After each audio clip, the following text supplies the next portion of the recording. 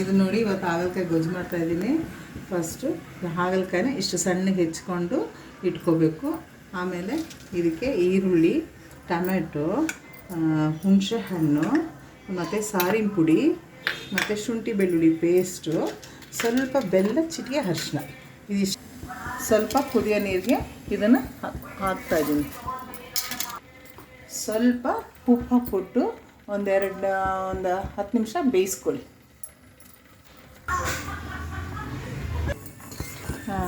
ನೋಡಿ ಈ ಥರ ಇಷ್ಟು ಬೆಂದಿದ್ರೆ ಸಾಕು. ಸ್ವಲ್ಪ ಎಣ್ಣೆ ಬಿಟ್ಟಿದ್ದೀನಿ ನೋಡ್ರಿ ಹಾಗಲಕಾಯಿನ ಸ್ವಲ್ಪ ಸೋಸ್ಬಿಟ್ಟು ಇಟ್ಟಿದ್ದೀನಿ. ಅಂದರೆ ಸ್ವಲ್ಪ ನೀರು ಹಾಕ್ಬಿಟ್ಟು ಬೇಯಿಸ್ಕೋಬೇಕು.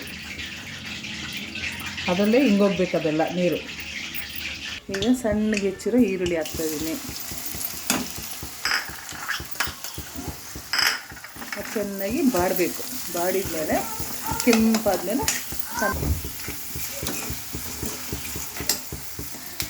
ನೋಡಿರಿ ಇವಾಗ ಈರುಳ್ಳಿ ಕೆಂಪಾಗ್ತಾ ಬಂತ. ಟೊಮೆಟೊ ಹಾಕ್ತಾಯಿದ್ದೀನಿ ನೋಡಿರಿ.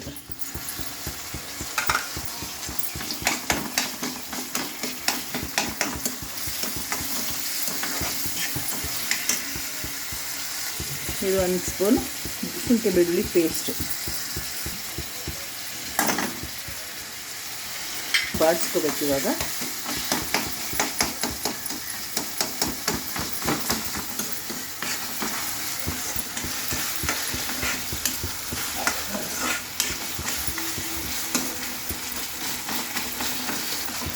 ಟೊಮೆಟೊ ಹಾಕಿದ್ದೀನಿ, ಶುಂಠಿ ಬೆಳ್ಳುಳ್ಳಿ ಪೇಸ್ಟ್ ಹಾಕಿದ್ದೀನಿ, ಅರಿಶಿನ ಹಾಕಿದ್ದೀನಿ. ಅದೆಲ್ಲ ಸ್ವಲ್ಪ ಚೆನ್ನಾಗಿ ಬಾಡಿದ್ಮೇಲೆ ಇದು ಹುಣಸೆ ಬೇಯಿಸಿರೋ ಹಾಗಲಕಾಯಿನ ಸ್ವಲ್ಪ ಫ್ರೈ ಆದಮೇಲೆ ಹಾಕಬೇಕು.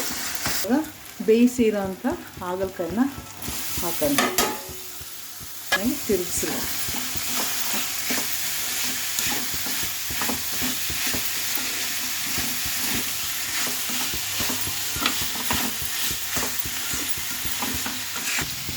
ಸಾರಿನ ಪುಡಿ ಹಾಕ್ತಾಯಿದ್ದೀನಿ. ತಿರುಗಿಸ್ಬಿಟ್ಟು ಒಂದು ಸ್ವಲ್ಪ ಹುಳಿ ಬಿಡೋಣ. ಇವಾಗ ಹುಣಸೆ ರಸ ಹಾಕೋಣ ಸ್ವಲ್ಪ. ಇದು ಕಿವುಚಿರೋ ಹುಣಸೆ ಹಣ್ಣಿನ ರಸ. ಇದು ರಸ ಹಾಕ್ತಾಯಿದ್ದೀನಿ. ಹಾಗೆ ಸ್ವಲ್ಪ ಬೆಲ್ಲ, ಒಂಚೂರು ಬೆಲ್ಲ ಹಾಕ್ಬಿಟ್ಟು ತಿರುಗಿ ಸ್ವಲ್ಪ ಒಂದು 5 ನಿಮಿಷ ಮುಚ್ಚಿ. ಸ್ವಲ್ಪ ಕಹಿ ಅನ್ನೋರು ನಿಮ್ಗೆ ಇಷ್ಟ ಆಗಲ್ಲ ಅಂತ ಅಂದರೆ ಇದು ಕಹಿ ಇರಲ್ಲ, ಆದ್ರೂ ಬೆಲ್ಲ ಸ್ವಲ್ಪ ನೀವು ಮುಂದೆ ಹಾಕೊಳ್ಳಿ.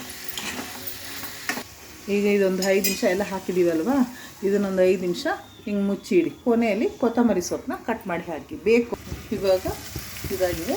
ಸ್ವಲ್ಪ ಕೊತ್ತಂಬರಿ ಸೊಪ್ಪು ಹಾಕ್ಬಿಟ್ಟು ತಿರುಗಿಸ್ಬಿಟ್ಟು ಅನ್ನಕ್ಕೆ, ಚಪಾತಿಗೆ ಚೆನ್ನಾಗಿರುತ್ತೆ. ಚಪಾತಿ, ರೊಟ್ಟಿಗೆ, ಅಕ್ಕಿ ರೊಟ್ಟಿ, ಬಡಿಯೋ ರೊಟ್ಟಿ ಎಲ್ಲದಕ್ಕೂ ಚೆನ್ನಾಗಿರುತ್ತೆ. ನೋಡಿ ಹಾಗಲಕಾಯಿ ಗೊಜ್ಜು ರೆಡಿಯಾಗೈತೆ. ಅನ್ನಕ್ಕೆ, ಚಪಾತಿಗೆ, ಪ್ರತಿಯೊಂದಕ್ಕೂ ಚೆನ್ನಾಗಿರುತ್ತೆ. ರೊಟ್ಟಿಗೂ ಚೆನ್ನಾಗಿರುತ್ತೆ. ನೋಡಿ ನೀವು ಮಾಡ್ಕೊಂಡು ತಿನ್ನಿ. ಸಬ್ಸ್ಕ್ರೈಬ್ ಮಾಡಿ.